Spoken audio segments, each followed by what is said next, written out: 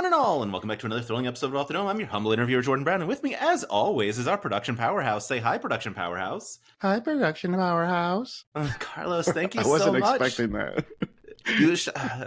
It's been so long since we've talked. You've forgotten the wonderful interview. Not interview. When was the last time we talked? It was December, I think. It was before junior year had started. It was post Burrow's End. We were just like now. We were in the in-between space. In before junior year aired. Aired. Okay, yeah. Okay. Because you've missed a lot in my life. I know. Well, catch me up. How's everything? Everything's great. Everything's fantastic. I was telling you earlier, we, as of 2 weeks from now, we should have 2 seasons recorded, brand new. I can't tell you anything about them. They haven't finished, but they are fantastic. It's exciting. Obviously, we just finished up, an amazing season of junior year. Yes. Just absolutely, blown away with everything. And we are on the cusp of what appears to be the most chaotic season of Dimension 20 ever, with Never Stop Blowing Up. Look, from the trailer and from what everyone has been saying about it, it's just madness nonstop. And I can't wait for that. It really is. It really is pure craziness, especially how we put it together too. We had a lot of ideas. We're just like, okay, we got to do something. And we were kind of running out of time too. Junior year and Burrow's End took a lot of time. And then, Brennan getting married, and then, Izzy having a baby. We were coming up on that date, and we had to kind of design a show a little bit differently than we've designed previous shows, where we kind of just had a bunch of fun, wild ideas and collected them all for Brennan and just gave it to him on a platter. And we're like, I don't know what this stuff is, but maybe you do. And yeah, man, the guy's a genius. He just went out there and killed it. I can't wait. And obviously, clearly, you also were like, well, if everything we've given you is madness, let's make sure everyone at the table is also pure madness in terms of casting. Because, oh boy, you got some wild cards in there. So when we're putting together a cast, there's a lot of things that we take into account. And I think I'm the most methodical about it, and where I literally have I use a Milanote where I have everyone's face, that every possible cast member on it, and I'll just make these tier lists. And in my head, I'll be like, okay, well, this person, they really love the plot, they really love the game of it. It's but this person's a wild card, who knows what they're gonna say. And then try to figure out how everyone will start working with each other. And this one was just wild card. And we were like, ooh, should we do this? And it's it's gonna get off the rails. And it does. We do instantly. An oops all wild cards? I can't. I'm so excited. Yeah, it's so good. Yeah. Were you surprised at people screenshotting Brennan's reflective sunglasses and trying to determine the 1 pixel tall reflection of who the people sitting around the table were? Or were you like, no, this is what the fandom is now? So I'll be completely honest.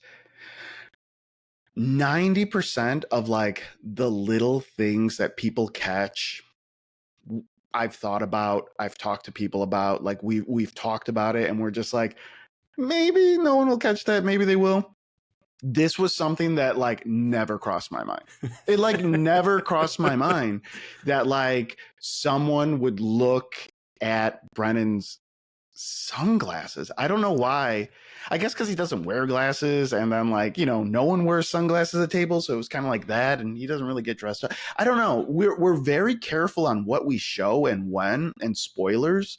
And that's something I've been really diligent about since I started here, and something that I'm starting to relax on. I really want to start giving the audience more, just for like more buy-in. Mhm. But that was something like I was like, I remember seeing the tweets or seeing like people talk about it on Reddit, and I was like, they can't really see him in there. They're just like guessing. Like they don't really know. And then I started seeing people like guess half the cast, and I was like, what? Like how? Like it was Look, crazy. I will repeat the same thing that I keep telling everyone. Someone in my Discord was like, "Those are Iffy's shoulders," and I knew Iffy was in the season, so I just had to be like, "Mm-hmm," Yeah. just like be like, "Who's to say?" But I did immediately message him that of like, Oh, someone has that's so clocked your funny. shoulders in reflection, and they So are funny. correct. Yeah. Yeah, Yeah, people yeah. got it right away. Yeah, I'm yeah. I'm I don't think anyone got Alex from what I saw. And Alex is my new wild card. Like yeah, I love how Alex plays. We Alex came on for Mentopolis. I had never met them before, and they drove the heart of Mentopolis. Like they just drove it. Sight unseen, never played this game before, never played with these people, and I was just like in love with how they like they're they're a writer, you know what I mean, like they are writing while they're playing this character. But they're also like so sincere in what they say that like you just they're an honest wild card, right? They're not trying to cause chaos.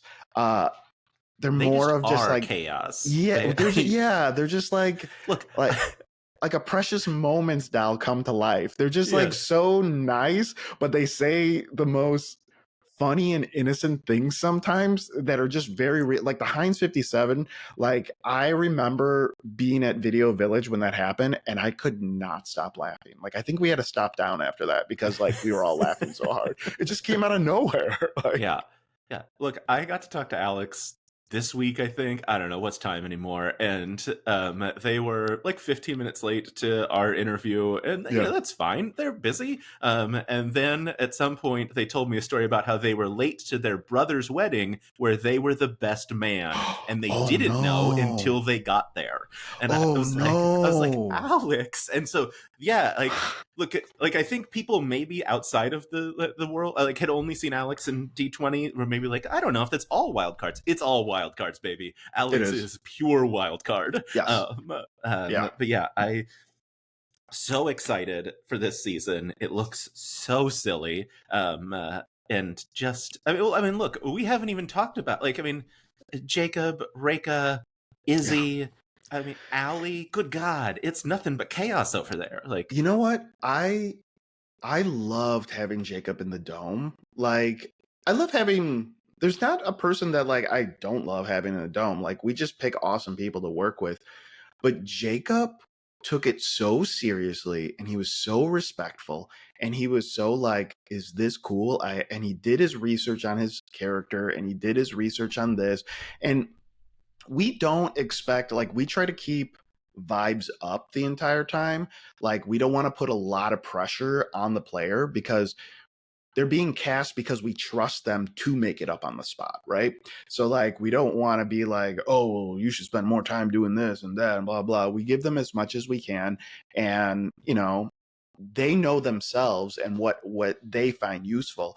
And Jacob was just so great having like just watching him from afar, just like checking in and like you know checking in with me or Brennan or whoever, and just being like, is this cool? Like you know like can I do this here? Like it was great. Like I appreciate that type of a person in the dome for sure.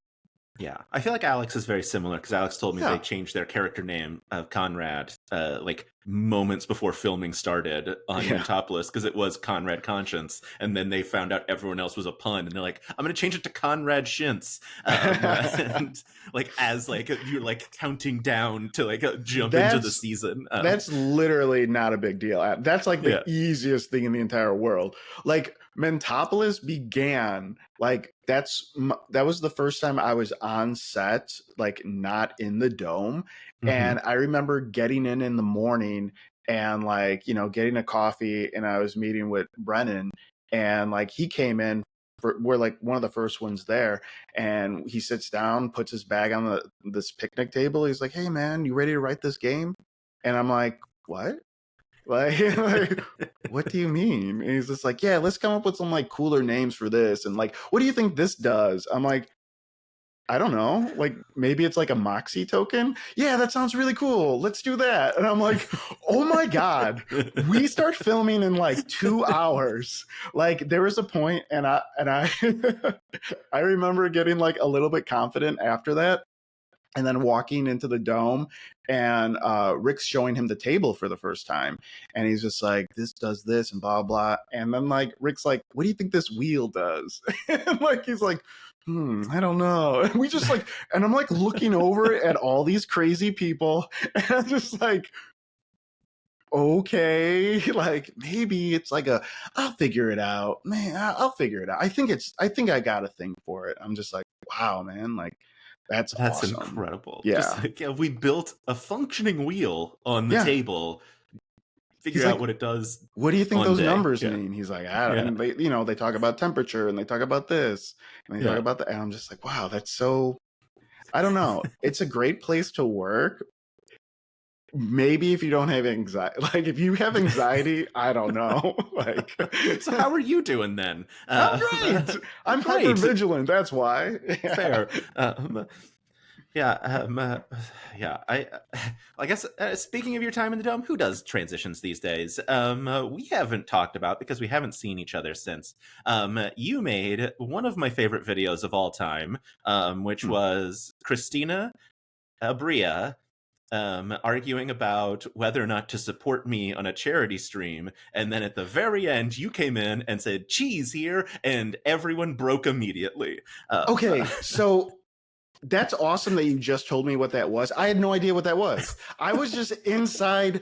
I was inside the room, and they're like, oh, how many they're talking to each other. They're like, oh, we're gonna film this thing, and I was like, okay, whatever. And I'm like, oh, you should really move that light over here, and you should move this over there, blah blah blah. And they're like, Carlos, just come in at the end of it. I'm like, what is this for? And they're like, and then they just start filming it, and I'm just like, that's why if you watch that video, I'm just like, geez, here, and then like. I got nothing. And they don't want me to leave. I was like, I don't know what you guys are talking about.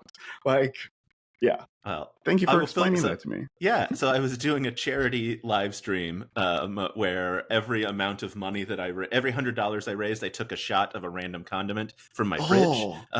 Yeah, it was sometimes very bad, sometimes fine. Like one was maple syrup. That's fine. Okay. That's no big deal. But one was Tabasco, and it nearly killed me because a shot glass full of Tabasco is too much Tabasco. No, thank you. But so I'd asked a bunch of people to like send in like little video recordings so that I could like play them. And so I had texted Christina, and I was like, could you like record something? She's like, could I record it on Thursday? And I was like, yeah, that's fine. I don't like, and then like the video starts and I'm like, oh, there's the Sam cutout. And then Abria wheels in. I'm like, this is so much better than I expected. And then obviously, yeah, you came in for truly just a beautiful punctuation point of comedy. Just like everything, just like the scene shatters as you come in.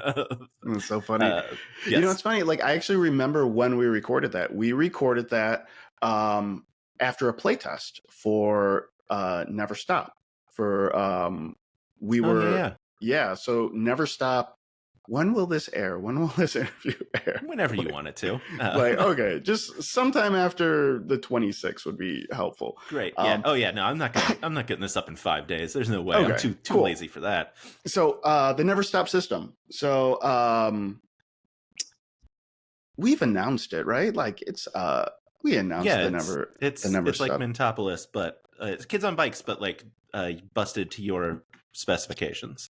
Oh, it's not kids on bikes. Like, yeah. I mean, here's the thing. Like, it's okay. So the system is Never Stop, and we are playing Never Stop Blowing Up.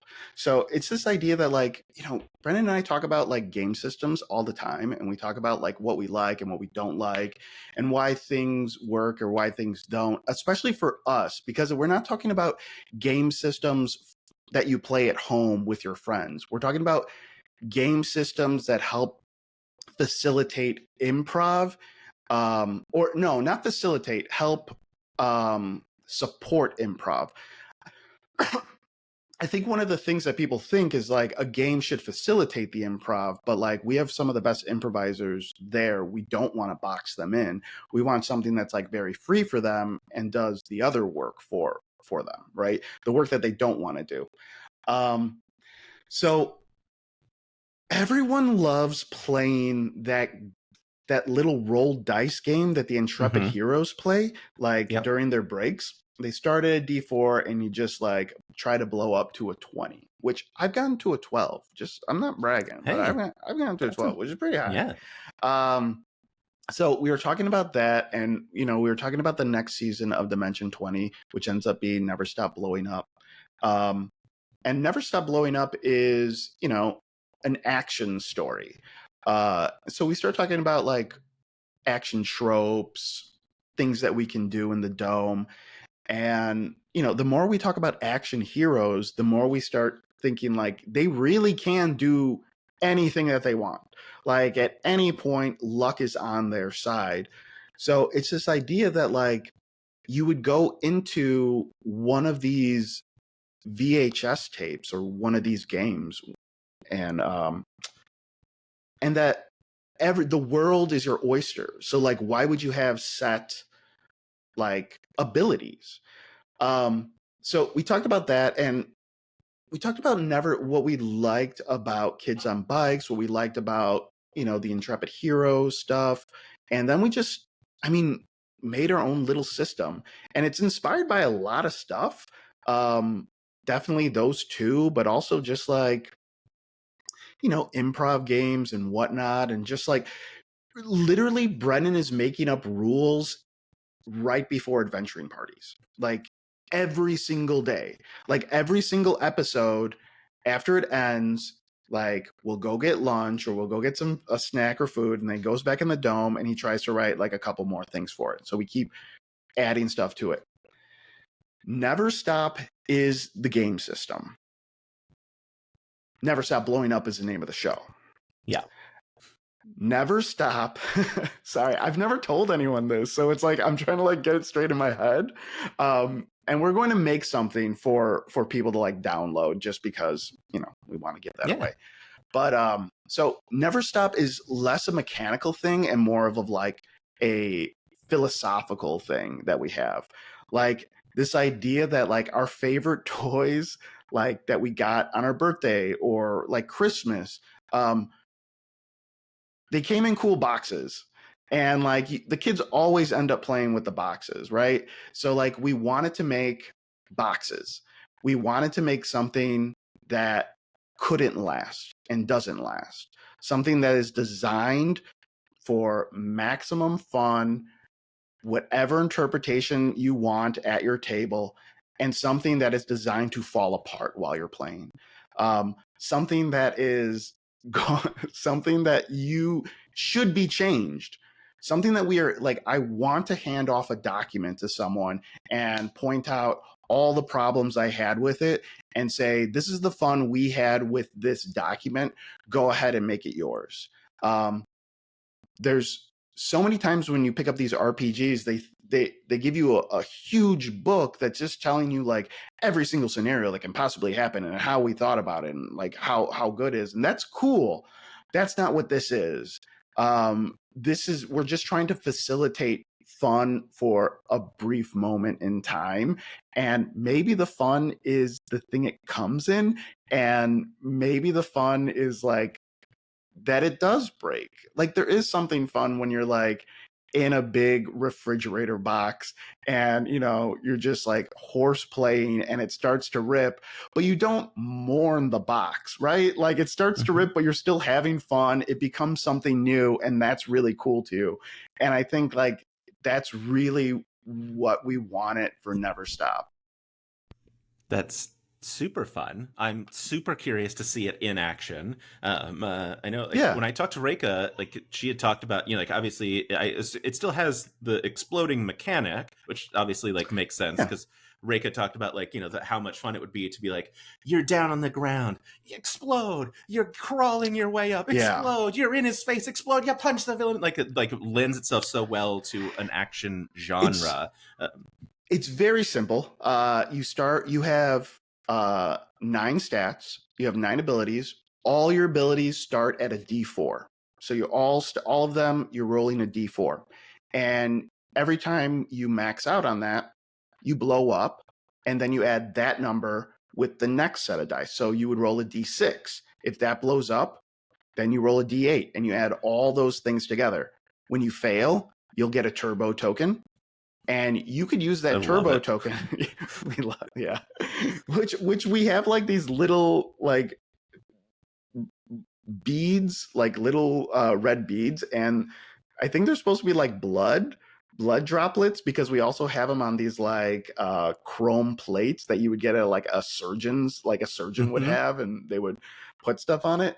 But basically it makes it a little bit easier, because now you could add your turbo token, as many turbo tokens as you want, to a roll to make it explode and go up and up and up. And yeah, we start adding different types of abilities on the back end, like, if you could loan this for a drive check, or loan that for a hot check or whatever. But it starts getting overly complicated, and that's when it starts getting like insane. Yeah. Which that's what we loved about the system. Yeah.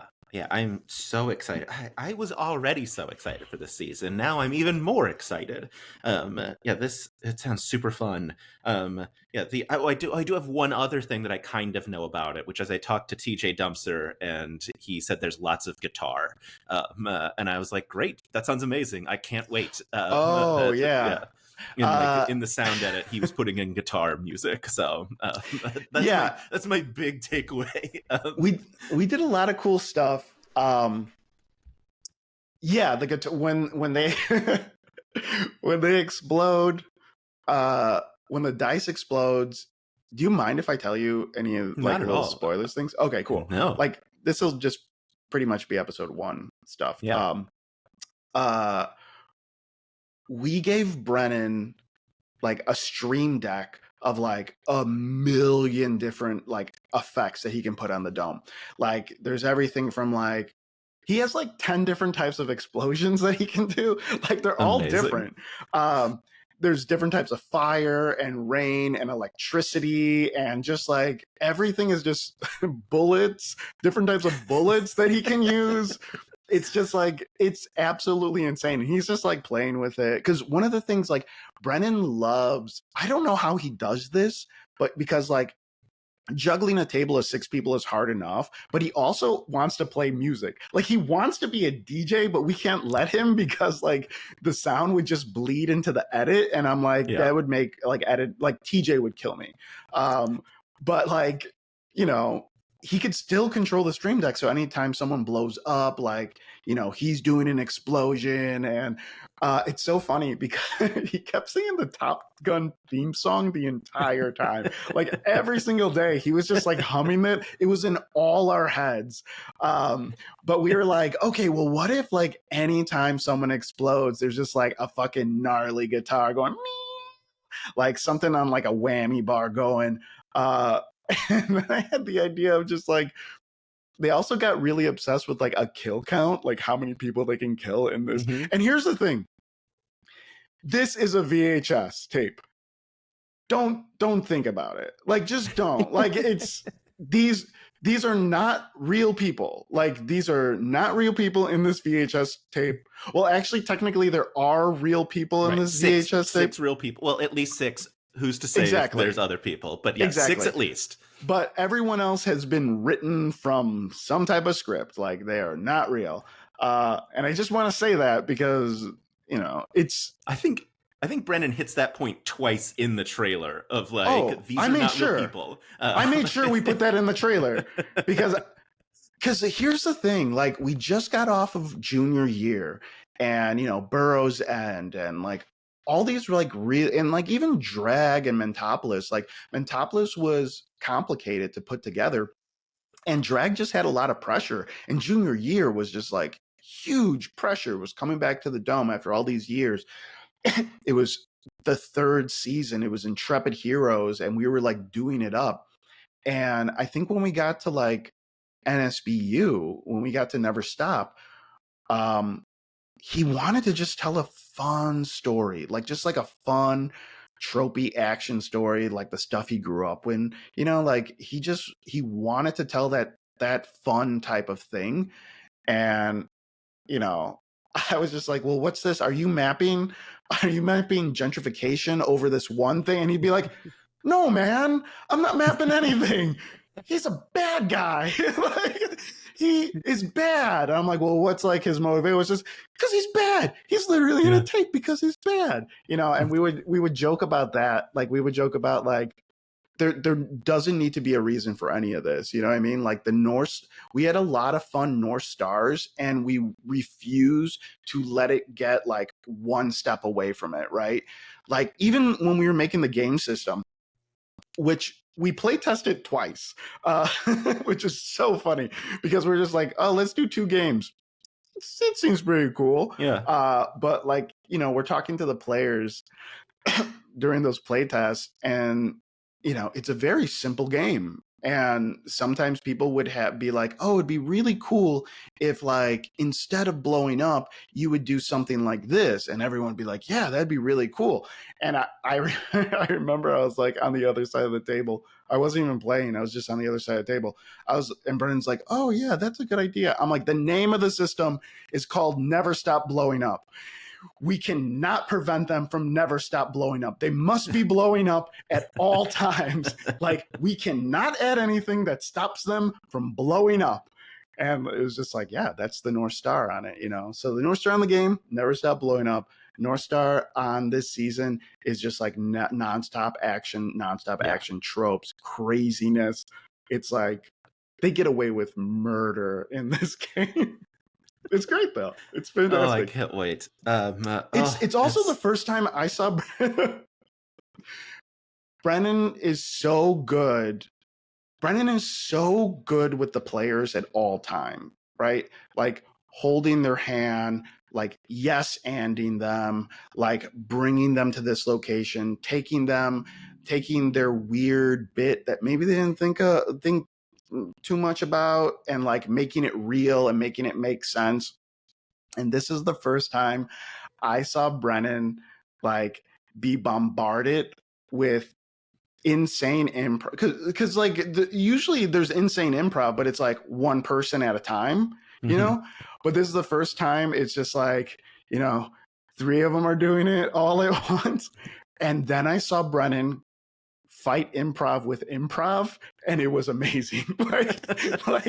like someone comes up with an idea that's like crazy to mess with him, and then another person comes with an idea, and then he comes up with like an even crazier scenario to the point where they're like, oh, is that what it's like? And he's like, no, it's actually like this now. And I'm like, did we break is he fighting them with improv now? Like, I don't understand.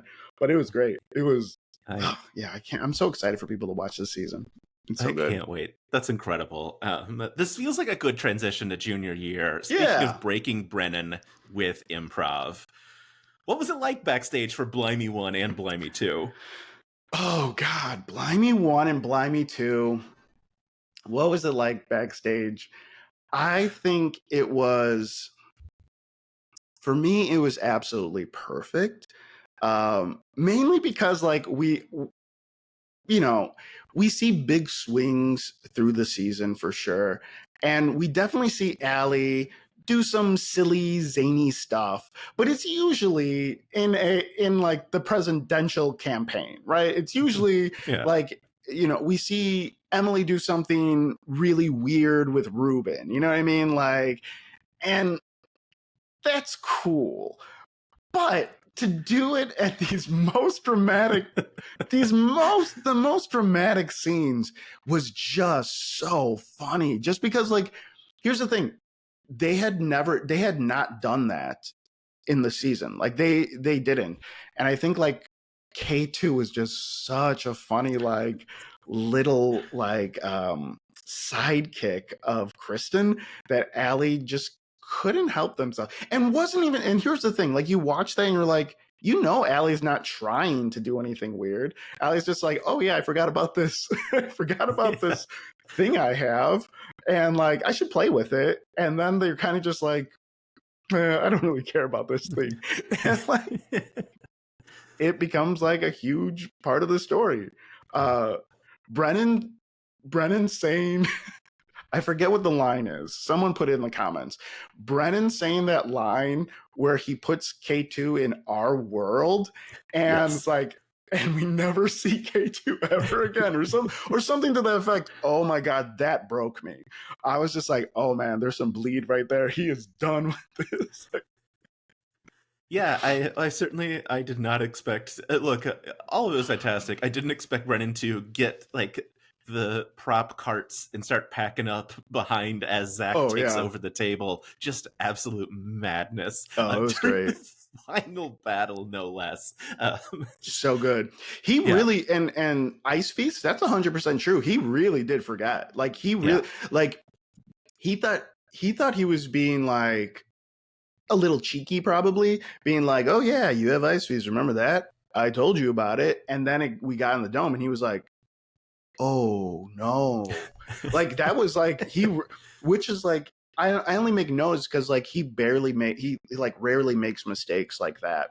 And I just remember the production team being like, huh, it's weird that he's bringing this up now. And just because we had spent so much time putting in the lava set. Right. You know what I mean? Like, it was great though. Yeah. I mean, stuff. Made for delightful moments of people diving into lava unharmed to use as cover. Truly incredible. Yeah, God, junior year was so magical. That final fight, you reusing the original gymnasium, to like cut apart and like build up and like come into different people. It was so incredible. I mean, the whole season was incredible, but like I don't know, that one was just like a breathtaking set. It really was. Yeah. Did you have what did you have a favorite set? I feel like everybody else's favorite set is Frosty Fair. Boy, the production team really loved that tree. And the naked gnomes that accompanied it. Night Yorb was one of my favorites just because it was very much, I loved working on the Night Yorb one just because it felt very like freeing to just like talk about random characters and like throw them in there. And I really love the idea of like, you know, this is a random character, nothing hinges on them. Like nothing at all hinges on them. Like they're not going to lead a plot. They're not going to introduce you to this thing. And I was just like so excited to see what the players do with it. And it was just awesome to see what they did with it. And they loved it. Like Squeam's my favorite character. Like, and I know he's been my favorite. And like Squeam has like an entire backstory. Like no one knows like what Squeam is or like what's inside Squeam or like why Squeam has powers, or there's an entire like long like thing about Squeam that we just like talked about, and I was like, huh, no hint in the show whatsoever. Like none whatsoever about Squeam. But just like stuff like that, like Night Yorb was so fun. I also, you know what was the God, I'm forgetting. Last Stand was great. Last Stand was great, not from the mini perspective, although the mini perspective was awesome because we knew it was going to be like, okay, we're making a battle royale. Let's throw it all in, right? Mm-hmm. The questions were really fun. And like, here's the thing about the questions. We knew we had to throw some like hard ones in there, you know? But then also they didn't all have to be hard from the perspective of like memory, right? Mm-hmm. They could be like some problem solving thing. Like one of the big ones, like we just assumed they would use magic to answer some of them. We just assumed like, oh yeah, they're going to use like Mage Hand to write this note. And then they started writing it. And I was like, oh no, that's not what this was for. Like, I'm sorry. Like, I didn't think you guys would do that. I thought for sure you would like I don't know. Yeah, Last Stand was great. Got the mall. We've got the Baron Nightmare. The mall was great because like naming the stores was just a lot of Oh, fun, and we were having fun in the magic. Slack. And it was one of those things where it was like me, Rick, and Brennan just coming up with like a bunch of random names and fun things that can go in there. And then also having the conversation of like, well, what if we put like something from an Abria season in there?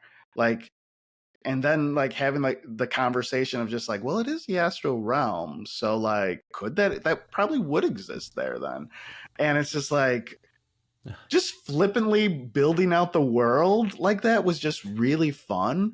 And then adding it to Slack and be like, hey, these are the names that we have, who else has some stuff, you know? And just seeing the company just like write in stuff, and theirs was better than ours. And Thaco Bell, Allison Gondek. yes. So good. Oh, fantastic. Yeah.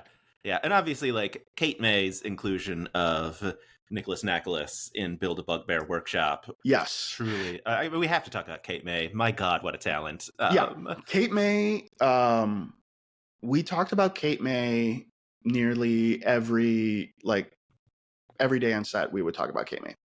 Like, honestly, like they were turning in like amazing work in the shortest time I've ever seen an artist work. I will forever work with Kate May. I'm trying to get them on another project right now. And just like they started, yeah, they get Dimension 20 better than we do. Like they really do. They see these characters, they know them very well, and they are helping build out stuff and specifics that we haven't thought about yet. Which like we see, you know, another arm of that is Rick Perry, right?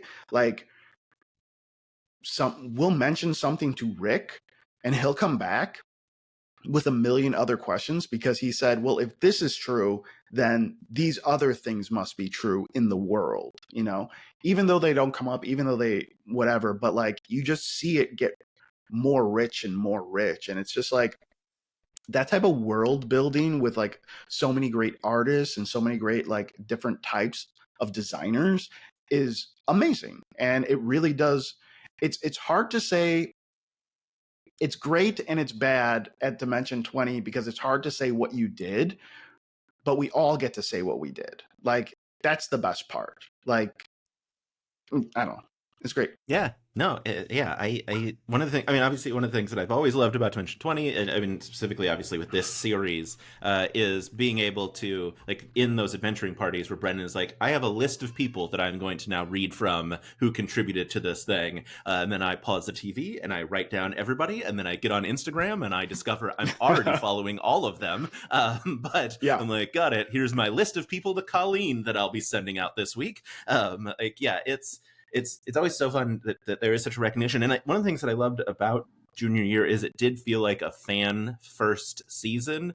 Even though obviously like choosing to go back to Spire and everything, Brennan's call. But like the inclusion of Kate May, who's like graduated from fan artist into like official art, which I think when I talked to her, she mentioned, you know, something of like, you were the one I think who like pointed out to her, like, yeah, this isn't fan art anymore. This is official art. People are going to make fan art off of your official art now. Yes, absolutely. But also Sarah Barrios and the incredible theme song. Just like another like person who is a huge fan of the series that you bring in to be like, hey, give us this theme song. Just crushed it. Yeah. What a banger of a song that is. That's so funny you bring that up because I never thought of it like that, but you're right. Like I guess that's how we know them. Like I didn't think about that, but like yeah, that is true. They were fans. They are fans.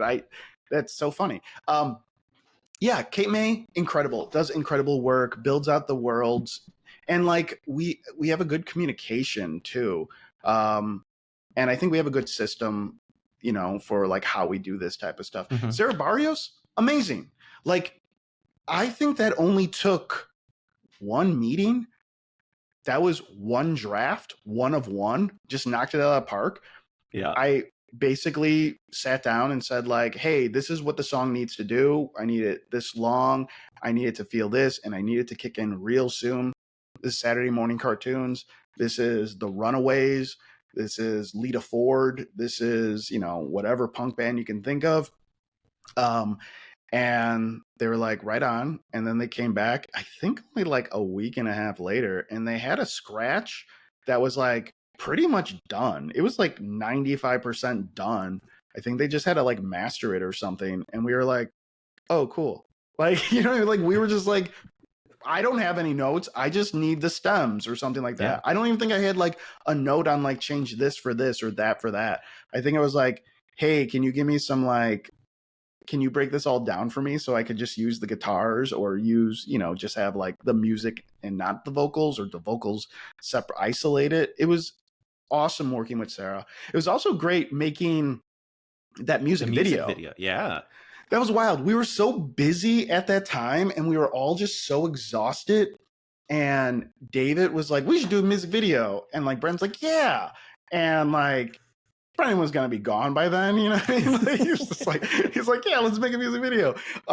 And I think like, I was definitely what's the word? I was definitely like almost like I was like burnt out by then.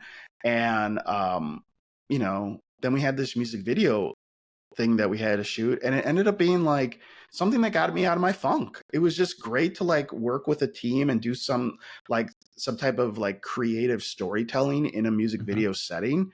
And yeah, in my head, I believe it's canon too. Like I believe that happened in Spire. I think Gorgug really was there. I love the idea of Gorgug in junior year thinking that he caught the Night Yorb. And I love the idea of Gorgug thinking he built that ray, like the ray gun. Like, no, it was Sarah Barrios Inspire that built that ray gun with her band. That ray gun, huge, by the way, gigantic. We basically showed the production designer. We were just like, hey, can we get a van like this and a ray gun like this? And they're like, we got to make that ray gun. And then they made it like one for one. It fit on the thing. Here's the thing. Dropout was like, what are you guys doing with this ray gun? We were like, when it was over. And I was like, I don't know. Can it go someplace? And they're like, no. It's like, what are you going to do with it? And I'm like, I don't know. And they're like, well, we have to toss it then. And I was like, well, can someone take it? So someone has it. Someone has this ray gun now in their office, and his name is Brennan Lee Mulligan. And it's just ridiculous to see it in the background sometimes. That's amazing. That's so good. Yeah, I love, well, first of all, obviously, kudos to you. Directing the music video, fantastic. Yeah, but also your brilliant portrayal as Gorgug's arm. Just a little clap. Thank you. Really brought the gravitas to the situation. But the funny thing is it was such a perfect ending that I know was like not written in, like it was just like a last minute addition of like, oh, I'm gonna dunk my arm in green paint and hop on there, so that like there's one last moment where the fans get a oh, it's Gorgug like moment, which was so much fun. But also like so cool to see what the dome can do, just like push the dome to its limits of like in terms of like the lights and everything else that it can do. It all just it was magic. Yeah, it was a lot of fun. We definitely, and it was a fun little gig. We got it all done in one day. Everyone just like joined in. It was a small crew, and like Kevin Stiller just like knocked it out of the park, man. Like Kevin he always does. He really does. Like, and he knows. That's the thing. Like, we have so many like rock star people at the company that just know the hard work that goes into things, and it's hard sometimes when you work with like big idea people, because they're like, oh, and we'll just shoot a music video, and then you're like, my man, you know what I mean? Like, yeah, we'll just do it in a day, and you're like, okay, like, because there's so many things he has to say yes to in his head before he does it, and he just makes it happen. You know what I mean? And he's just like, I don't know. It's great. It's great working with like guys like Kearns and like Kevin and Derek and all them. Yeah. I mean, yeah, Turned In just phenomenal. God, that song's so good. It would. I think it like. I was telling. I talked to Sarah about it, and I was like, "This might be on my. This might be the only like living artist on my Spotify Wrapped at the end of the year because I'm just full dad rock at this point. So like, it's either going to be all children's music because my son has fully taken over my Spotify, or it's usually people who have not been alive for decades. Well, you know what's funny? Like I've heard that song way more than like probably you have heard that song, right? We we wanted to do an intro for junior year. We do intros for everything, right? And we were slowly junior year, the scope creep on junior year was insane, like start to finish. It was like, oh, well, what if we just did like a little bit more, a little bit more, a little bit more? Like the original teaser that was pitched for junior year was just going to be, do you remember when they teased The Dark Knight Rises? Do you remember when they teased it? It was like, it was just like on a website, and I think it was just like a black screen, and it was just like a chant, the chant that happens in the stadium when like Bane walks out or something like that. We were just going to do the same thing. It was going to be a blank screen, and it was going to be a hoot growl in like a stadium setting, like hoot, growl, hoot, and then it would be like junior year and then the date, right? Very simple. That would be great. I don't have to work so many hours that week, right? Like I could go home. But then it's just like, then I saw Kate May's artwork that they did for the dice, for the dice set. And I'm like, wouldn't it be really cool if like, yes, that artwork, that exact artwork I saw, and I was like, wouldn't it be cool if we can see inside it? Yeah. We could see all this stuff inside the locker that's been there for like the last 2 years. Like, what would be inside that locker? And, you know, I'm like, can we shoot this in person? Can we shoot it? Like, oh no, we'd have to get like a CGI person to do it. I was like, well, what if it's just like an image, a flat image, and we just like move up? And it's like, cool, let's do that. And then you get to the next meeting, and it's like, yeah, we got to get some type of 3D person to make this. And then, you know, it's like, and then you're on the hunt for like, you know, a 3D person. And then you're like, you know, you start seeing that stuff come back, and you're like, oh, wouldn't it be cool if Kate could like make the textures that go on the 3D objects? And then Kate's also doing other stuff for junior. They're doing the character artwork at that time, but like they're also like, yeah, that sounds cool, let's do that. And then it's also like, okay, the stuff that they don't draw, we actually need a different 3D person, because I'm like, what if it looked like Borderlands? Like, what if it like we use the type of shader for like a Borderlands game, and that works for the trailer? It's like, oh, now we got to be on the hunt for that person to like work with this other person. And then all of a sudden I get a DM, and it's just like, what are we doing with this trailer, girls? And I'm just like, I was like, I'm so busy. And it's like, well, why are you doing this? You know? And it's like, you know, yeah, that happened, and then a music video happened at the same time, and the intro was just like, yeah, just so many things like went off at the same time for that. Oh, what I will say is the intro, the other thing that was really big was not just the teaser, but the intro that the music played on, because it was also like, well, you guys kind of like knocked it out of the park. We're in post-production, and they're like, you guys like killed it for development and making this season. We want to do something a little bit cooler for the intro. And I'm like, well, we only have a couple months to like do that. And they're like, okay, well, we'll increase the budget. And then the conversation started about like animation. And I was like, I don't think we got time for animation, guys. Like, and it's like, yeah, but animation would be cool. I'm like, yeah, animation would be really cool. Like, but I don't think we have time for animation, you know? Not to mention like the budget, even to like make that happen in that amount of time, right? Like, and it's just like, you look at other shows, you know, and I'm like, you know, their intro took over a year to make. Like, we have like 3 months, like 2.5, if that. So we went out to a bunch of agencies because like we had to try.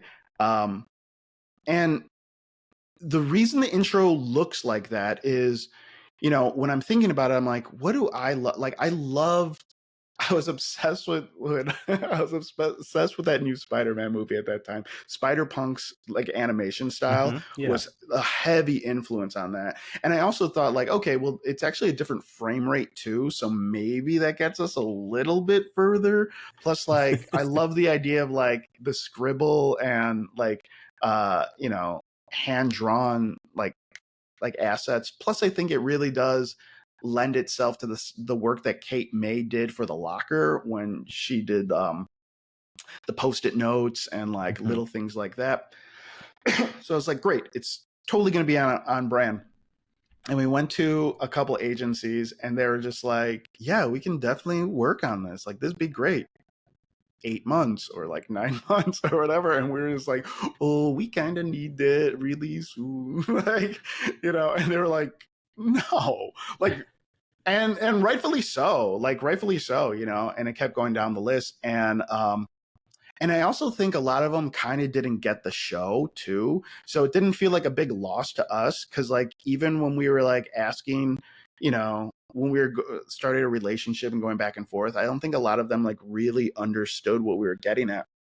And we found this company, and God, I need to look up the name, I totally forgot. And they were just like, yeah, this is awesome. And I was like, yeah, I know people say that, but like, can you make it happen like in this time frame with this budget and it looked this good? And they're like, yeah. And they came back with a draft right away, like a little draft right away. And I was like, oh, they get it. They get Dimension 20. And like, I think like some of the artists were like in Italy at that time, or they're from Italy or whatever. And like, we're going back and forth at like weird times. And they were just like, everything we said, they were able to change so quickly and turn it around.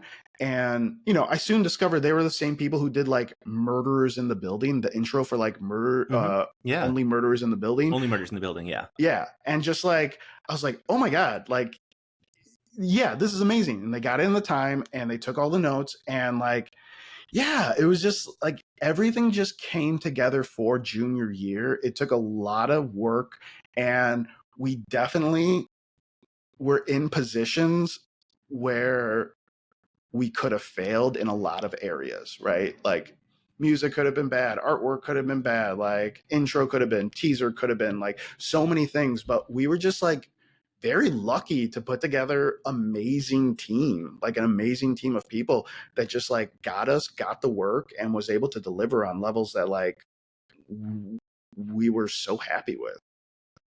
Yeah, and it was you called it, well, the last time we talked, that junior year you said Bros End the best acted actual play, junior year was the best produced actual play.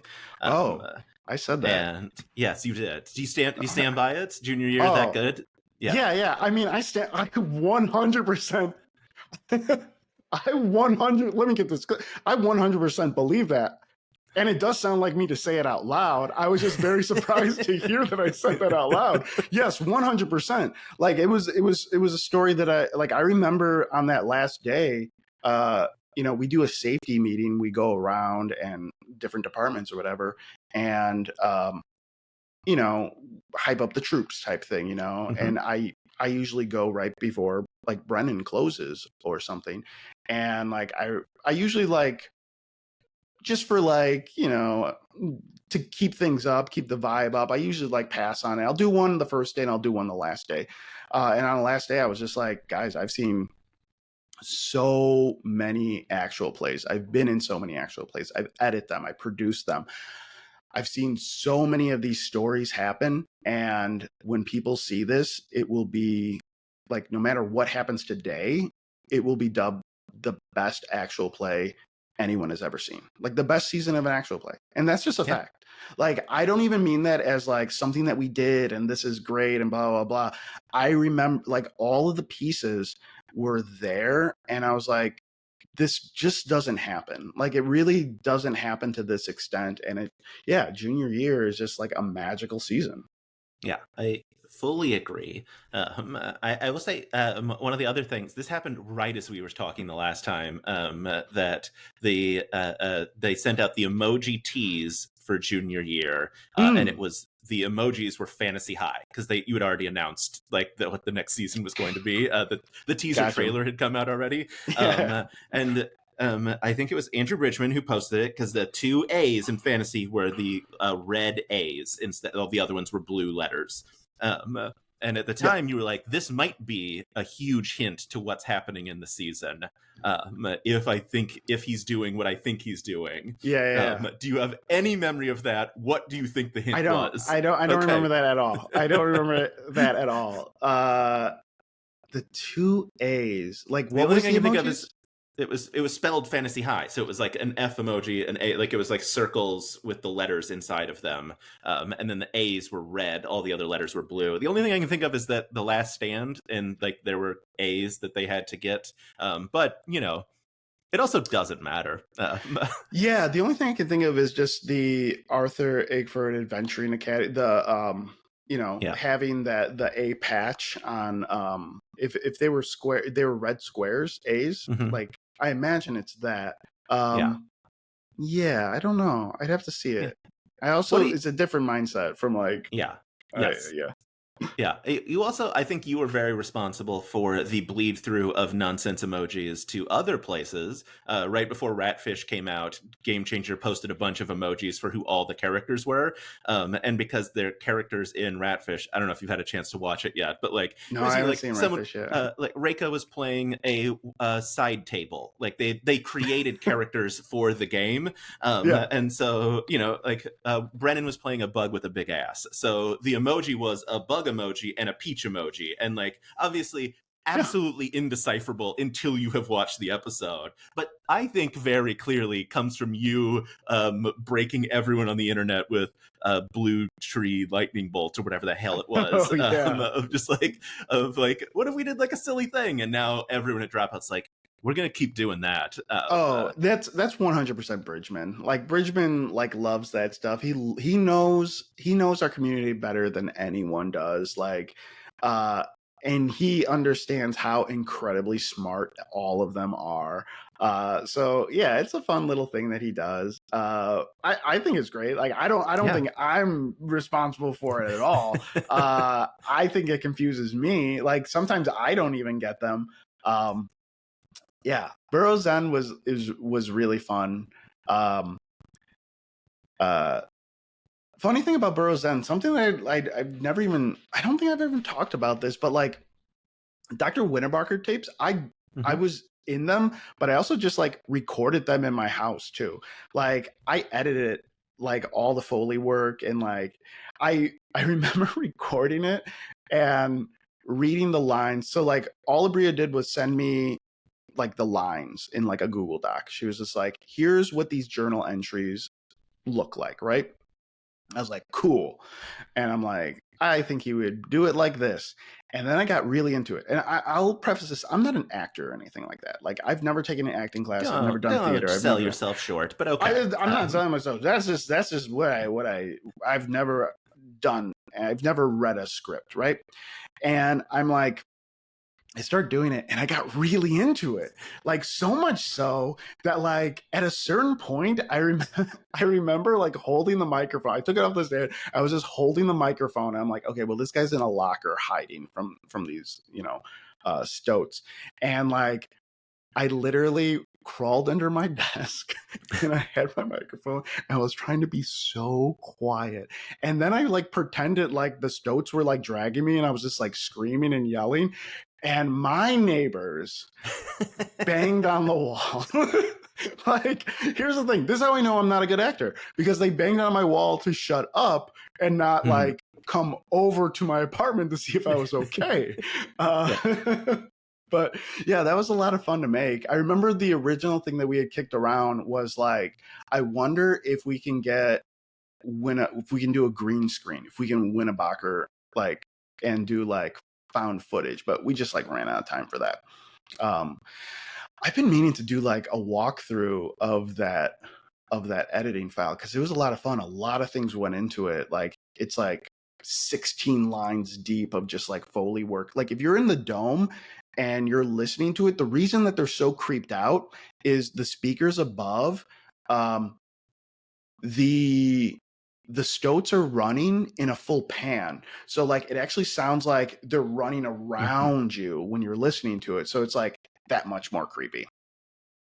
Amazing. I know people want. I will just say, having not known that existed, people want that. But also, people desperately want some more of your close-ups of sets where you're either providing narration or forgetting to provide narration throughout. Guys, I hope we have some junior year stuff coming. Guys, every single. I'm just bad at it. Every single production day or anytime I am on set, I am taking tons of video. Like I just had to like increase my storage on like my iPhone the other day. Tons of things. It's just a matter of like I just don't have time to go through it and post them. And like I have so many drafts ready, but I haven't done any of the voiceover thing explaining like what's going on. Same thing with the live show too. Like I was just like, I'm going to be good this time. I'm going to take so much video and I'm going to post it while it's happening. And I did 2 days and then fell off that. Like 2 magical days though of bus trips and bubbles and so much. I have so much like I wish I could just show people, but like yeah, there's just too much of it. Yeah. Well, speaking of live shows, Madison Square Garden, that's got to feel good, huh? Like you get to go produce a show at Madison Square Garden. That's weird and wild. Insane. It's insane. Yeah. Like I agreed to do the live show, the UK live shows, because I was like, the cast was handling all that, and we were, Dropout was just handling like the footage, and I was like, hey, what's going on with this footage? Like, I'm the showrunner. Like, what's the handoff? And they're like, oh, they're gonna give it to us. I was like, I'll go get it. Like, and then it ended up being like a big thing. Like we ended up like making the show, like as soon as I got involved, like we started making the show bigger and bigger and bigger. Live show is phenomenal. I can't wait for people to watch them. But we learned a lot from it, and it's a lot of work. It's a lot more work than like I don't know why we thought we can get away with 7 people at a table. I don't know why we thought like, oh yeah, and they'll just play. And then it was just like, wouldn't it be cool if like they just chose like a random character each night? And it's like, yeah, that would be cool. Let's do that. It's like, cool. So how do you think they should like, and now I have to get like bingo balls to the UK and like, you know what I mean? So they can like pull them in real time and then figure out like the timing of it, because we only have so many minutes for like a live show. It's just like this bingo ball thing can't last long. And then it's like, oh, well, how many characters do we have? And it's just like, oh, we have to prep like 35, 40 characters. 40 that they could possibly pull in real time and have someone queuing that up. And I'm like, oh, cool. I guess I'm queuing them up.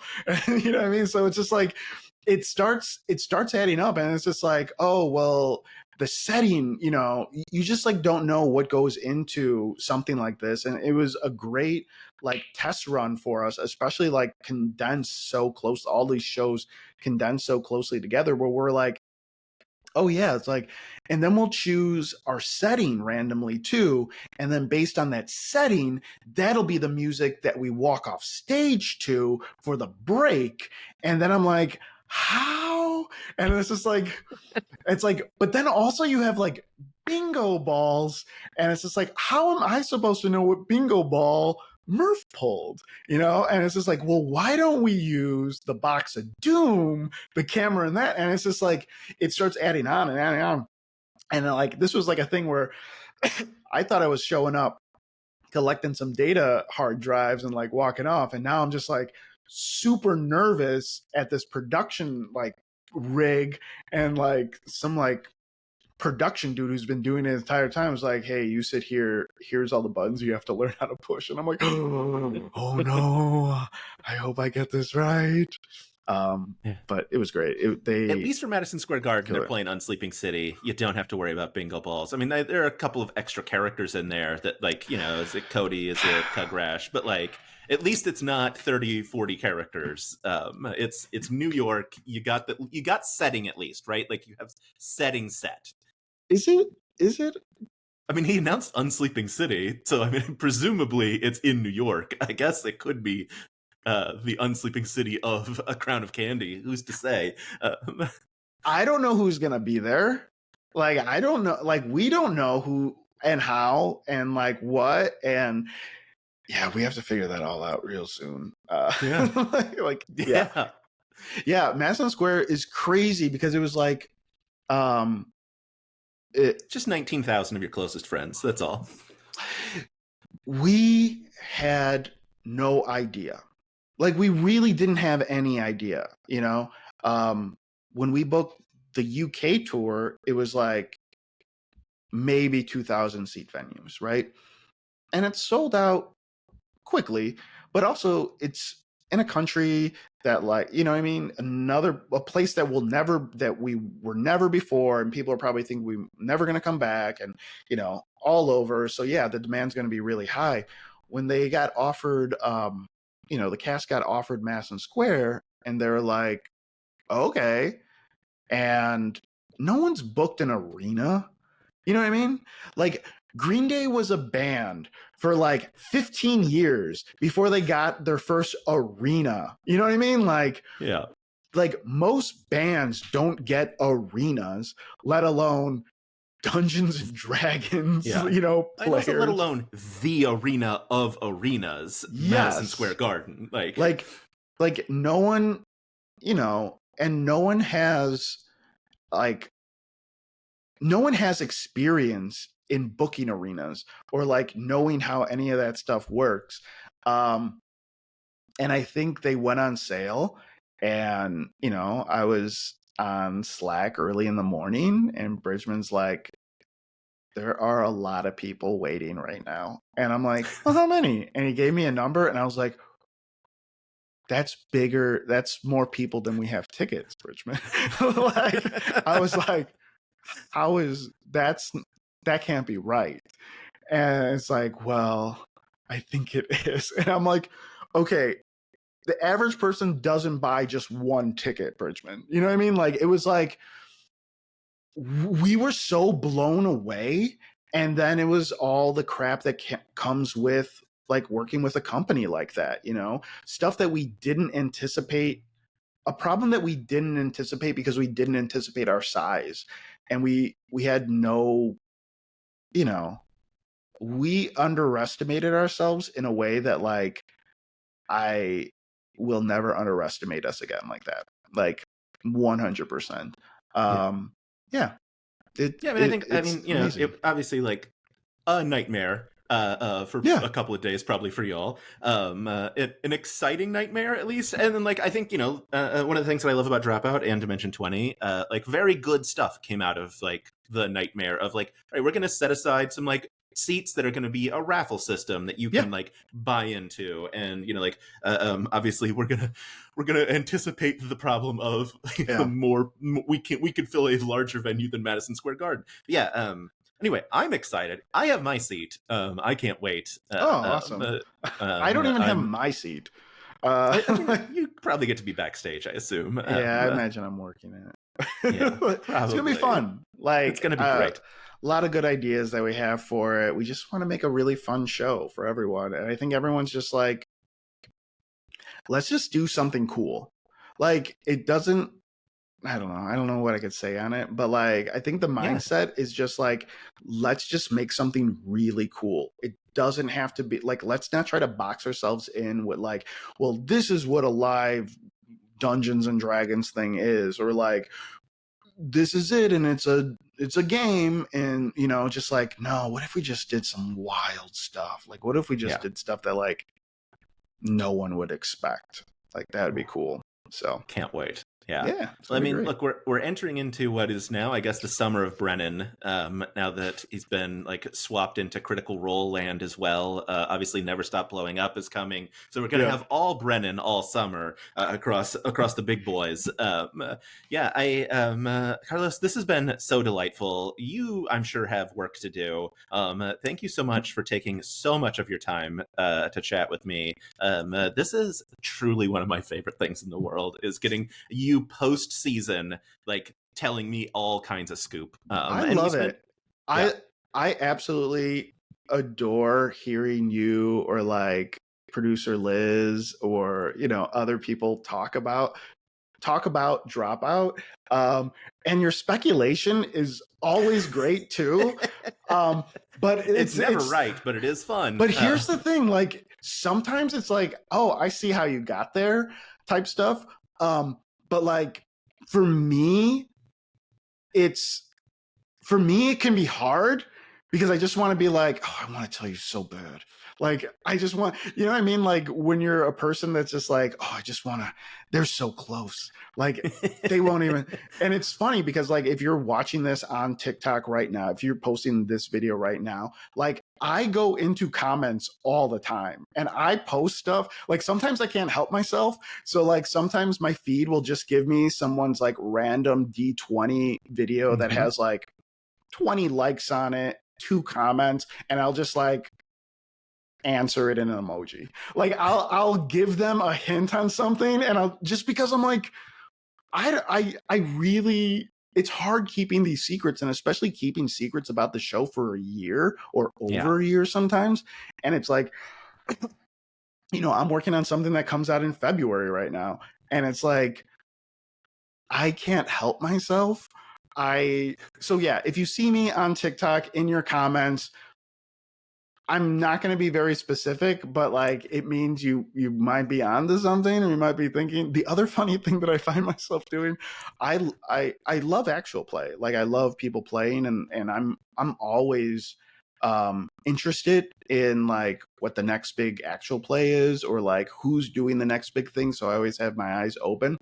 But I get a lot of TikTok lives of people playing Dungeons and Dragons, right? Mhm. And I'm always in the chat. And I'll watch the game for a little bit, blah, blah, blah. And every single time I've done it, everyone 100% nice. Like these people that like I've had really good experiences on this stuff. Sometimes I do ask what their favorite actual play is, and no one has said Dimension 20. Oh, Like gang, come no on. one, no one. You're all dropping the ball. You're all Yeah. dropping. You have the series producer of Dimension 20 in your chat, and you guys are like the Adventure Zone, or you guys are like mine. A lot of them say theirs, which I'm just like, No. you guys got to have humility, like Yeah. like Kendrick Lamar. Stay humble. Yeah. But yeah, Well, that's Carlos, what that's is your one favorite thing. actual play then? With your own advice of staying humble. I love there's certain like seasons or short runs that I really love that I think are like really good. Like there is like obviously like what Dimension 20 does, that first arc of like the Adventure Zone is like Mhm. absolutely amazing and fantastic. There's also old stuff too. I remember like Xander Genre did something with like Dread that I was like, oh man, this is fantastic. There's a new one that I'm like, I also consult on a lot of these like actual plays, and people just like don't know. Like I've worked on a bunch of them and I consult on some of them. So like there's a Call of Cthulhu, Bookshops of Arkham. Like I basically did that one, right? I consulted on Daisy Quest. I'm working with this other team right now, and they I'm seeing the footage. I'm helping them grade the footage and like do an intro, and you know, they do fantastic work. It looks better than something Dropout does, and it's the smallest team in the world. It's like 4 people, 3 people maybe, and I'm like, this looks really good. And it has a lot of like people, like Becca's in it, Christina's in it, like who else is in it? Mika's in it. Has a lot of great people in it, and I'm just like blown away with the quality of this. And I think there are going to be other shows that are just as good as Dimension 20 within the next, like, this time next year. We'll be talking about other shows too. Amazing. I'm really excited for it. Carlos, thank you so much. This has been absolutely amazing. Obviously, everyone knows where to follow you. It's Carlos Kritz across all the platforms, and for sure. And then, like, wave to you at Madison Square Garden from their seats, because there's 20,000 people that are going to see you. Anyway, thank you so much. Thank you for having me. Yeah, I'm going to hit stop recording because I don't know how to end an interview. Cool. That's cool.